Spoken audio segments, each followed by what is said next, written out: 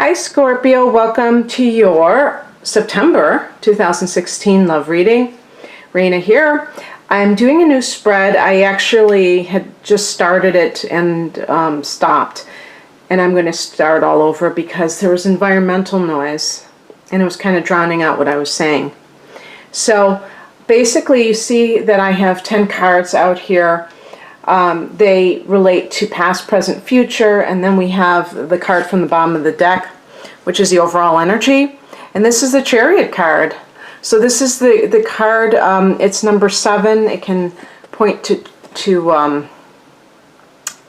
a choice that is made, but it can also relate to you taking charge of your life and really having success, having some kind of victory. But it's like there's a lot happening around you, perhaps. It could involve a Cancer individual.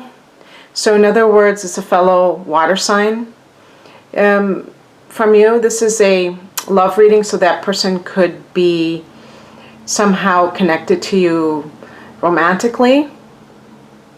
But until I look at the other cards, I wouldn't dare say if this was somebody who is an ex or somebody that you're interested in. So let me just go ahead.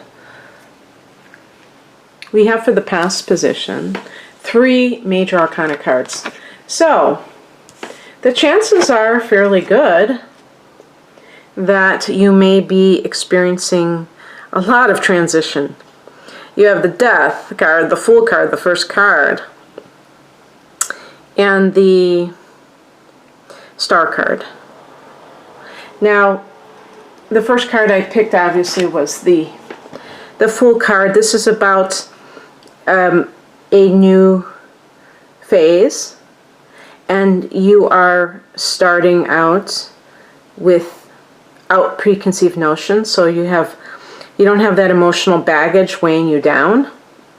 And so that automatically suggests in a love reading that you have left a situation, and of course that is kind of confirmed by the Death card. Now, of course, it depends on when you're going to listen to this or watch it, because it could be in August that these things occurred. This is supposed to be the past position, but you know, time is an illusion and everything is fluid. So just look at these as archetypes, as symbols of energy, things that are happening around you. Don't try to be too literal about past and say, oh, it must be in August, the first week or something like that. No, just kind of get an overall feel for what this whole thing is about, and that might help you to see. So definitely some kind of, it's funny because you did have Mars, you know, retrograding into Scorpio again. So maybe that brought up some kind of an issue with you in terms of, maybe it riled you up in some way and made you act very rashly about something. Or I wouldn't say rashly because that sounds negative. Maybe it gave you the courage to do something that you've been wanting to do for a long time. So if that's the case, and now as I record this, we have Mars in Sagittarius. So now it's different. But back then, in July, and I believe, yeah, June, you had that energy of Mars being in your own sign. And so maybe you got a little bit more aggressive than you normally do. And you were like wanting to take action. And if that was the case, it would probably be something that you had already been dealing with that kind of reared its ugly head again.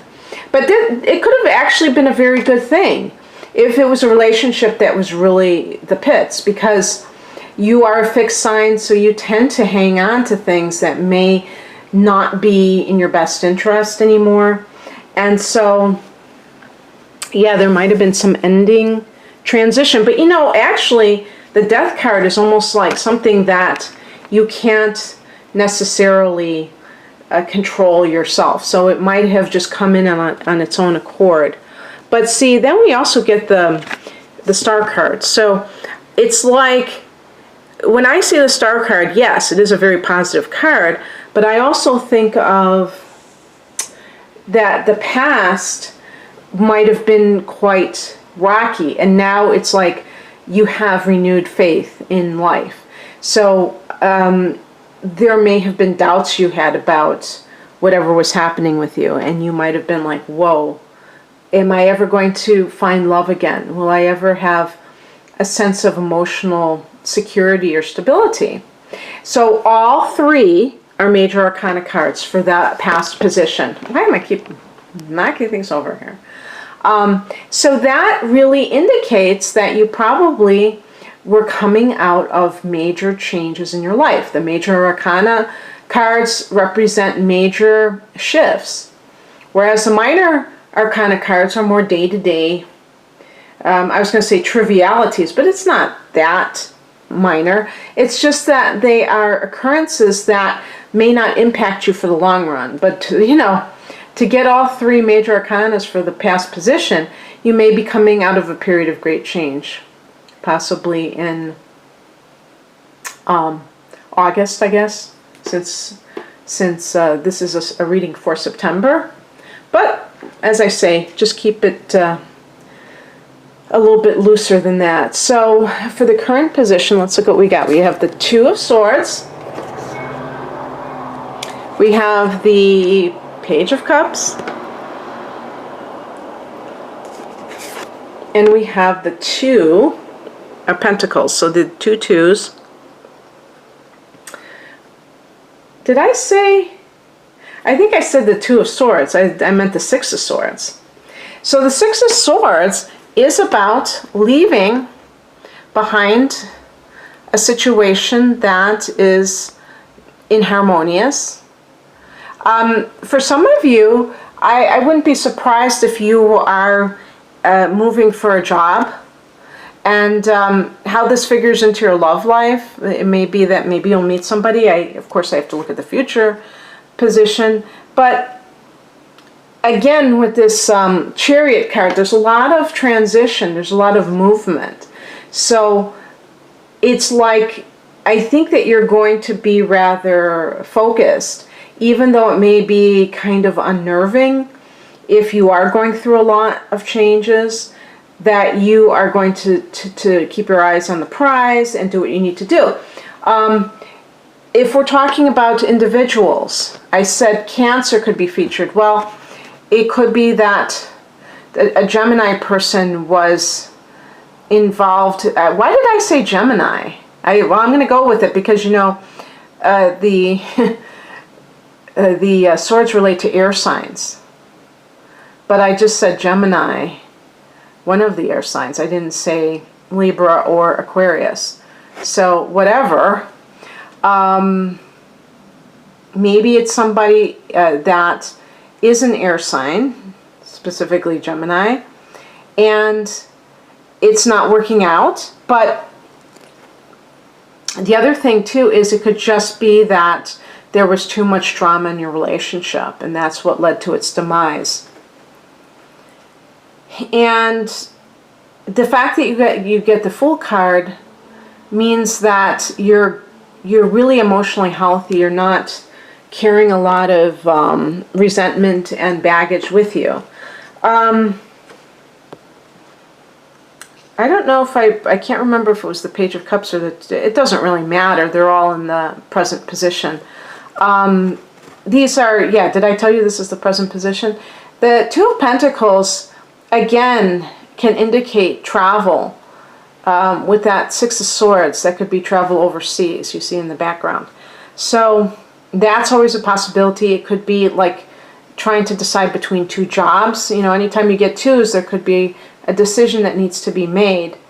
But remember that this is connected to your love life. So, some of you, if you may be involved with somebody at work, you may be dreading the fact that you're going to be transferred. And maybe it's going to be somewhere far away, and you're not sure that you want to accept this opportunity, even though the opportunity may be fantastic. And so you're going to have to decide what you want to do. It could be that you're dealing with two other people. They could be both earth signs. They could be Taurus, Virgo, Capricorn. Maybe you're the one that the other person is trying to decide between. So that could be a dilemma that one party has about a love triangle and, you know, which route to go. But you can see that so far in this reading, from the past and the current, there is the thought of leaving a situation. There's a thought of possible, like a renewal in something really positive. And then for the third card for the current situation is the Page of Cups, which is related to possibly your state of mind. Now, this could be another person. This could be the person. Maybe this is the one that you're going towards, okay? And maybe it is a water sign individual. You see, I've said all these different elements. But with this one, it could be specifically a Pisces. You see the fish. But it could be, you know, Scorpio or Cancer. But, you know, a Cancer, you know, there's kind of like a an affirmation of it being a Cancer. But I feel that I don't know if this is you or them or the other person, but somebody may be acting in a way that is really kind of gullible and, you know, in other words, naive, in that they are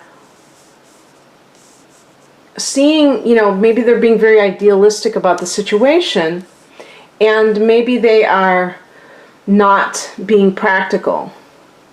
This is a card of balancing finances. But the person could be, I would even say, in denial in a certain way. Acting, you know, like they are, I was going to say innocent, but I mean like they don't know any better because they want to have a relationship at all. It's also possible that you left because of a child, and maybe you have to balance your pocketbook, or maybe you have to have two jobs because you're a single parent. You know, that could definitely be what's happening, in that you did everything that you did for your child's sake. You sacrificed for your child's sake. But I do feel that for some people, they may be entering into a situation with a certain rose-colored glasses on, and maybe they're not really thinking about what they're doing. Maybe they're so eager to get away from something that they're not really thinking about what they're getting into. And I've done many love readings for clients from my YouTube channel, and a lot of times people, even when they're in very long-term relationships, they will go to a new thing and they will not take a break. They will not take time off from themselves. And this is, I think, partially because people are, they're just looking at it in terms of, I have to have a relationship. And they're not thinking in terms of their, what's that term, life quality of life. And this is like a quality of life issue. This is somebody who wants a higher quality of life. And it's on the emotional level, even though the swords relate more to the mind and the thoughts rather than, you know, feelings. But, you know, the swords relate to strife, and it's like making a conscious decision to kind of distance yourself from strife. Well, the way that you do that is by, you know, learning about yourself more and more. And it's very hard to learn about yourself when you go right back into the frying pan, out of the fire. into another relationship. Never take time out to be with yourself, to kind of reflect on whatever you've been through, so that your next encounter or commitment can be that much more conscious and therefore longer lived. So that seems like, that would be a good thing to do. And plus, I would think a lot of people would want to do that. But no, a lot of people, they really are wanting to go right into another relationship. And I think that, obviously sometimes it does work out. But I think overall, we are learning from our relationships, be it good or bad ones. We learn from them, and it's hard to process what we've learned when we're distracted with a new situation. But that's just my opinion, obviously. In the future, or the outcome, I should say. I don't like to say the future, but the outcome is the Strength card. There's the Lion. The Strength card. Ace of Cups. New beginnings in love. Really good card to get in a love reading, obviously.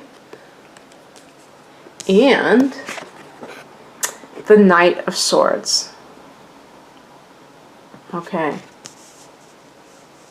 So, it could be that some people do end up with an air sign after all.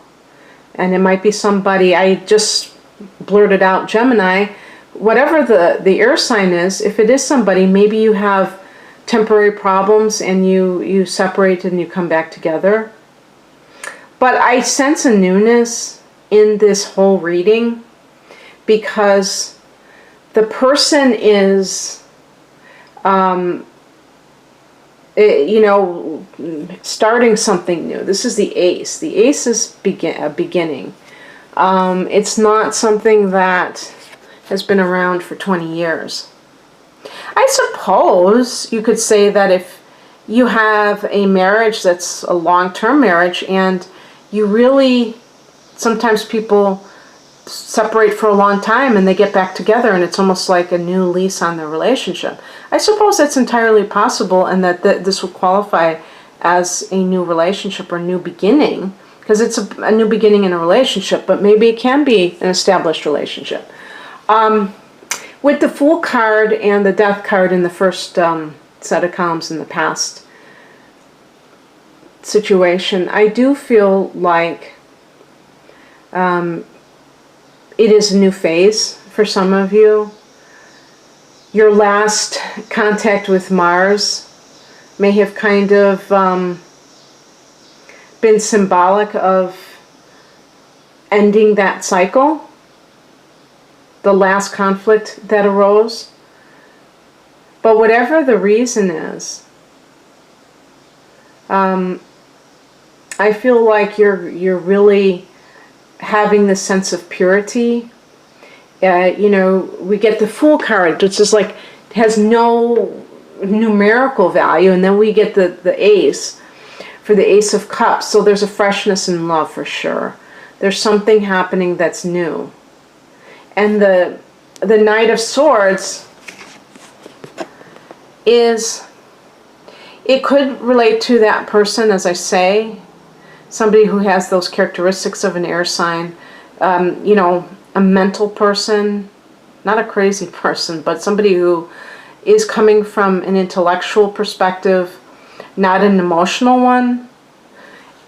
Or it could be that you are becoming this Knight of Swords. And that seems highly likely based upon the other cards, that you have kind of possibly been through the fire and you've come out on top, and now you're ready to proceed in love, but you're doing it from a more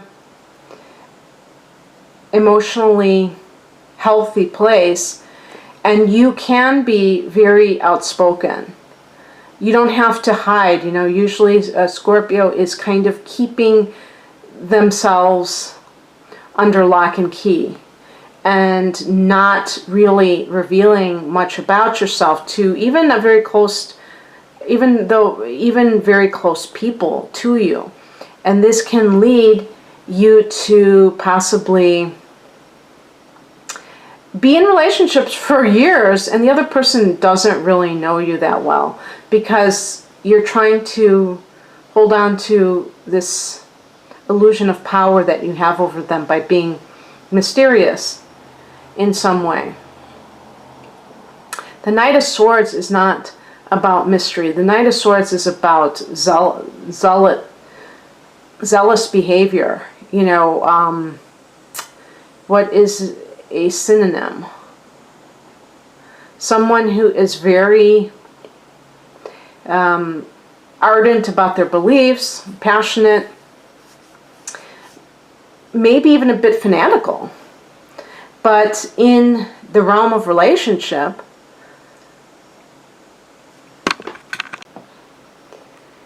you may just feel like you're going to be very outspoken and you're going to not be too emotional about getting your needs met, which is kind of sounds a little bit contradictory, but you're going to just be much more detached and much more assertive and allow yourself to ask for what you need and not to feel like you are weak for doing so.